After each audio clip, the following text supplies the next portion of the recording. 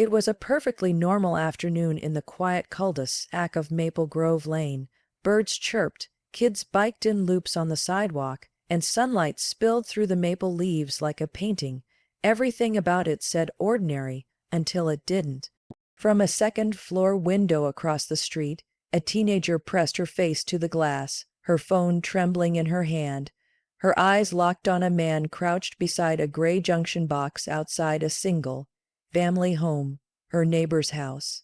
He had a toolkit, wires, a small black device blinking blue, and earbuds in his ears. She couldn't hear anything, but she didn't like what she saw. In her mind, it didn't add up. He didn't look like he belonged. He wasn't someone she recognized. And though it didn't occur to her that he was wearing a T-shirt with the logo of the very internet provider most of the neighborhood used, or that the house he was standing in front of was actually his own, she saw wires and assumed crime. With a thumb tap and a hushed voice, she dialed 911. Her words were shaky but clear. "There's a guy outside my neighbor's house messing with wires. I think he might be trying to hack or rob something. Please send someone." The dispatcher asked for a description, and the girl replied, "Black male, mid-30s, dark shirt, backpack." Meanwhile, just yards away, Marcus tapped on his phone, oblivious to the call that had just been made. After weeks of slow internet, dropped Zoom calls, and countless hours with tech support, he was finally fixing the issue himself. He had upgraded his router, was reconfiguring the modem connection, and had stepped outside to adjust the cable box connected to the wall of his own home. What he didn't know was that somewhere in that suburban stillness, things were already in motion. Minutes later, the telltale sound of tires screeching across asphalt cut through the stillness. A patrol car rolled up fast. Then another. Sirens were off, but the intensity wasn't. "Hands where I can see them." The first officer barked. Startled, Marcus stood up, wrench still in hand, earbuds dangling. He froze. From windows, blinds twitched open. Curious neighbors peeked. Kids stopped biking. The teenager, watching from her room, felt her stomach knot. The man hadn't run. He didn't seem panicked. He looked confused. As one officer kept a hand near his holster, the other questioned Marcus. License, ID, proof he lived there. His phone buzzed with a text from his wife inside the house, wondering why police were on their lawn. He calmly explained. He gestured to the doorbell camera, asked them to check the house deed inside, gave them the name of the internet provider, and even pulled up his most recent service ticket on his phone. He never raised his voice. He never lost his temper. But what happened next wasn't what anyone expected. One officer walked to the squad car, radioed in, and began typing. The dispatcher confirmed the service call under Marcus's name. A few more details came in. Then something changed in the officer's face. They apologized, not just a stiff, rehearsed line, a real one, an awkward, quiet kind of sorry, the kind that tastes like metal in your mouth. Marcus nodded. He'd seen it before. It didn't surprise him. But it did surprise the teenager, still watching from the window, phone still in hand. What she didn't know was what the officers had uncovered. Marcus had not only lived in that house for 8 years, he was an IT consultant. Not only had he been upgrading his system legally, he'd even helped the police department months earlier with a cyber security seminar. But that didn't stop the call. That didn't stop the suspicion. That didn't stop the feeling that he had to prove himself on his own property. And as the cops drove off and Marcus went back inside, still holding the wrench, still calm, the neighborhood stayed quiet. But inside one room, on the second floor, a teenager stared at her phone like it was a grenade she didn't mean to pull the pin on. She had a million thoughts and no one to say them to. And outside, the sun kept shining on a street that now felt a little less ordinary. When the call came through, it was dispatched with urgency. Suspicious individual, possibly tampering with utility infrastructure. The report read. The responding officers were briefed as they rolled out. Potential burglary, possible vandalism, unknown intent. The neighborhood, an upper-middle-class enclave tucked neatly between two major highways, wasn't known for crime. So, when the cruiser pulled up to Maple Grove Lane, both officers were already tense. One officer unlatched the safety on his holster as they approached the scene. The man in question was still there, exactly as the caller described, a black male, 30s hoodie crouched near what looked like a junction box. In their minds, the box could have been electrical, telecommunications, or even part of a city-owned grid. Either way, it screamed, "Don't touch. Sir, stand up, hands visible."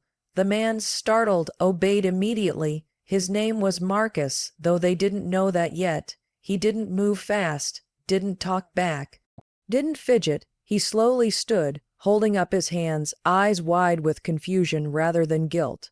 The wrench in his hand hit the pavement with a small clink. "Can I ask what this is about?" he said calmly. One officer held position. The other began questioning: name, address, what he was doing, why he was touching the equipment. Marcus responded with clarity and patience. "This is my house. I'm fixing my Wi-Fi. The router wasn't syncing to the outside line. I got instructions from the provider to check the splitter." Skepticism was written across both officers' faces. It wouldn't be the first time someone came up with a quick excuse. "Do you have ID?" Marcus nodded and offered it over. "Driver's license, address matched. Anyone else inside?" "Yes, my wife. She's upstairs on a work call." They radioed in his name. They asked dispatch to run it. While they waited, one officer continued the questioning. Marcus pulled up the work ticket on his phone, the digital receipt from the service provider showing his upgrade order, installation steps, and support history. The atmosphere began to shift. The dispatch came back. No priors, no record, clean background. A secondary search showed something else. Marcus wasn't just a private citizen. He was an IT consultant with security clearance contracts and past collaborations with city agencies. The officer lowered his guard. Then another detail arrived. 3 weeks earlier, Marcus had volunteered with the local police precinct to help educate officers about digital privacy. He'd given a talk in uniform, behind a podium on how to identify legitimate VS. Suspicious tech behavior. Silence hung in the air. "Sir," the lead officer finally said, "we believe there's been a misunderstanding." Marcus didn't flinch. "I figured," he replied. He didn't gloat, didn't demand answers. But his eyes said everything. They offered a brief apology, one that couldn't undo the assumption, the tension, or the fact that he had to freeze in front of his own home. The teenager who called, still watching from across the street, didn't hear the apology. She only saw the officers nodding, then turning back toward their cruiser. She saw Marcus rub the back of his neck, pick up his wrench, and slowly return to the job he never should have had to pause. The truth, when it arrived, didn't roar, it whispered. There was no crime, no vandalism, no burglary, just a man fixing what he paid for, and officers who came prepared for trouble, only to find competence, patience, and a story that would haunt them long after they filed their report. Later that evening, as word quietly spread around the neighborhood, a few residents found themselves replaying the scene in their minds, the flashing lights, the brief interrogation, the officers leaving almost as quickly as they came. But it wasn't until Marcus himself shared the doorbell footage with a friend that the real unraveling began. The footage began simply enough. Motion was detected at 3:42 p.m. The camera, mounted just above Marcus's front door, caught the wide shot. There he was, crouched beside the junction box, toolkit open, earbuds in, focused and calm. He reached for the coaxial splitter, checked the connections, adjusted a cable, then stood up, briefly walking toward the porch to consult his phone. Nothing out of the ordinary, but what came next changed everything. At 3:44 p.m. across the street, a face appeared in the window. Just a flicker, a teenager, the neighbor's daughter. She leaned forward, phone pressed to her ear. She stared. A minute later, her head disappeared from the frame. At 3:46 p.m., a police cruiser rounded the corner. What the footage showed, without commentary, without emotion, was the timeline of assumptions. There was no sudden movement, no aggressive behavior, no attempt to tamper with property that didn't belong to him.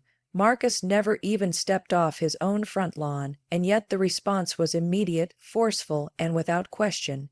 Still, the doorbell camera had audio, too, faint but clear enough. You could hear Marcus talking to himself as he worked. Something about subnet configuration, modem cycling, DHCP lease renewal. It was all jargon.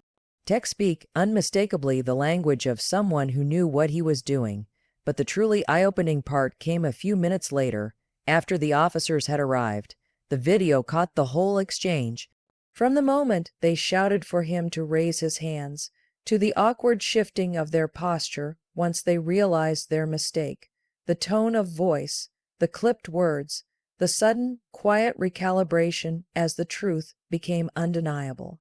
It was all there raw and real. Marcus didn't post the footage immediately, but he shared it with a few friends, including one who happened to be an administrator at the local high school. That friend shared it with a colleague, and soon the clip was circulating quietly through inboxes, message threads, and parent group chats. It wasn't outrage porn. It wasn't edited for drama. It was just facts, playing out minute by minute, pixel by pixel. Then someone zoomed in on something else. The hoodie Marcus was wearing bore the logo of a national tech firm. Not only was he working on his own setup, he was doing it wearing gear from the very company that made the hardware. The camera had caught all the details. His badge on a lanyard, half tucked into his shirt. The label on his toolkit, issued by the company. The box from the new router sitting just inside the open door. Every detail quietly demolished the original suspicion, and yet it happened. A man was confronted in his own yard, accused through a window, because the image of him with tools and tech didn't fit someone's idea of normal. By the time the footage made its way to a local journalist, the story had already begun to change shape. This wasn't just about a mistaken call. It was about what we choose to see, what we fear without cause, and what evidence looks like when you let the facts speak louder than fear. The camera had no bias, no assumptions. It simply recorded, and what it recorded forced everyone who watched it to sit in uncomfortable silence and ask themselves the question no one wants to hear. Why did this happen in the first place? By the next morning, the doorbell footage had spread far beyond a few text threads. A local blogger picked up the story and embedded the video with a short commentary. Man mistaken for a criminal while fixing his own Wi-Fi. Guess which part of that sentence set off a 911 call. It was sharp, pointed, and it struck a nerve. Within hours, the post had over 10,000 shares. What began as a moment of quiet misunderstanding now roared into a public conversation. Neighbors who had always considered Maple Grove Lane a safe, welcoming community suddenly felt the illusion shatter. The teenager's family, previously unknown to most of the neighborhood, woke up to a wave of scrutiny they hadn't expected. Some residents took to Facebook groups and Nextdoor to express their anger. "How do we still not know our own neighbors?" One mother posted. "That man has lived here longer than half of us." Another resident added, "This wasn't a mistake. This was a bias in action." The local PTA held an emergency meeting, not about school issues but about the implications of what had occurred. A teacher who lived nearby said it plainly, "This is what unconscious bias looks like, and it's not unconscious anymore when the police are involved." But the outrage wasn't only digital. A spontaneous neighborhood gathering formed that weekend in the park.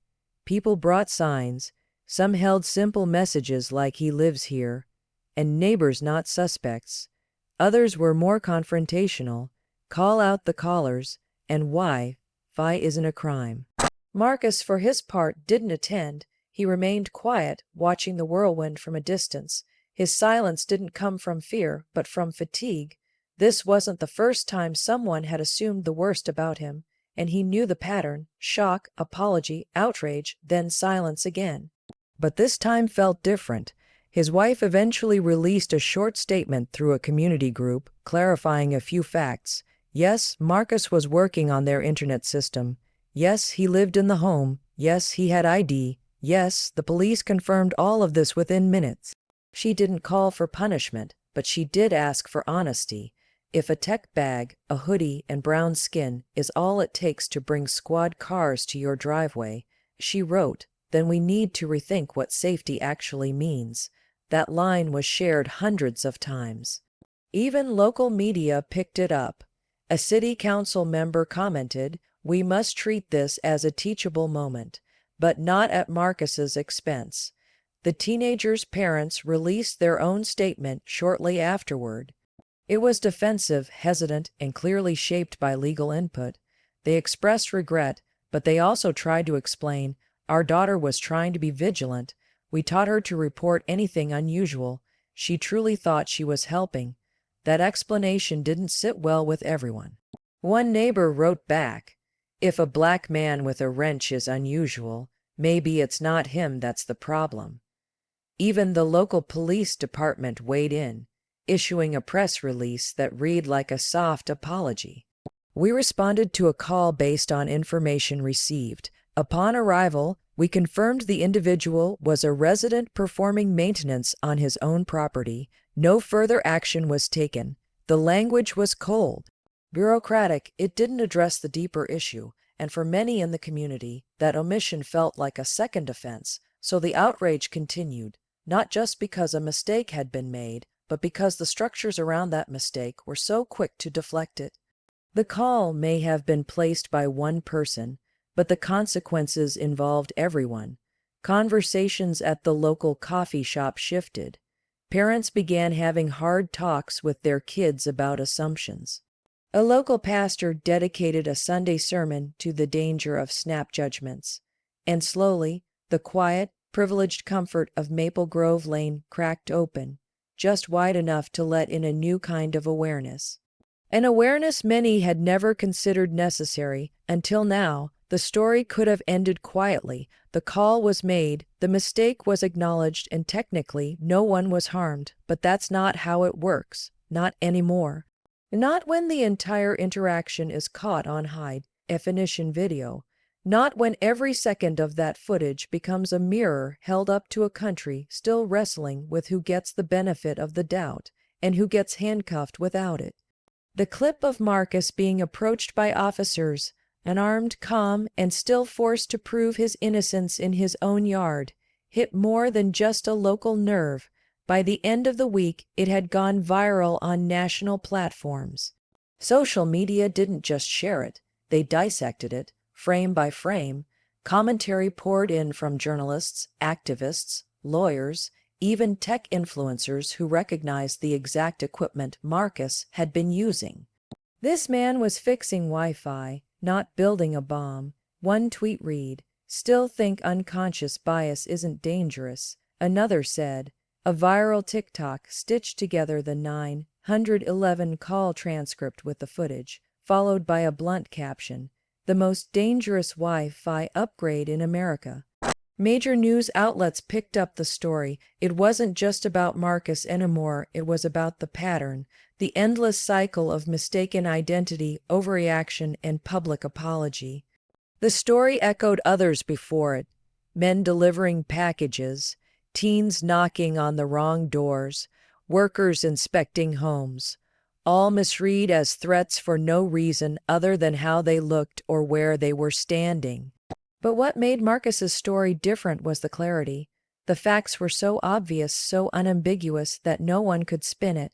There was no maybe he was acting suspicious. There was no he should have just explained himself. He did explain. He was calm, he had evidence, and he still got police at his door. That's what made people uncomfortable. Local schools began integrating the incident into classroom discussions about bias, assumptions, and race. Teachers used it as a real-time case study.